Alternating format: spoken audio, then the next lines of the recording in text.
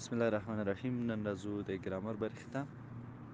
In English, these, that, these, those are demonstrative pronouns used to identify people, places and things.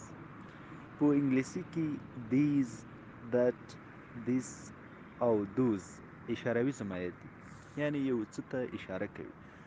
د دې لپاره استعمالیږي چې خلک، ځایونه او شیان په ګوته کړي. که خلک وي، که ځای وي او که شیان وي. راځو this. This is used to point out near singular person, place and thing. this د دې لپاره کارول کېږي چې نږدې مفرد شخص، ځای او شي ته اشاره وکړي.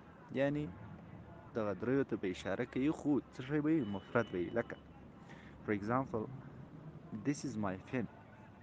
دا زما قلم ده. اوس یو قلم ده. که ډیر قلمونه و بیا دغه لپاره these کاروو. that is used to point out for singular person, place and thing. او that د دې لپاره کارول کېږي چې د لرې مفرد شخص، ځای او یا څیز ته اشاره وکړي. یعنی یو شی به وي خو مفرد به وي، لرې به وي. لکه مثال that is our house. هغه زموږ کور دی. یا بل مثال that is a boy. هغه یو هلک ده، یعنی لرې ده له موږ څخه. هغه که وایم چې هلک نږدې ده، بیا وایم چې this is a boy. دا یو هلک ده. this is a phone. دا یو تلیفون ده.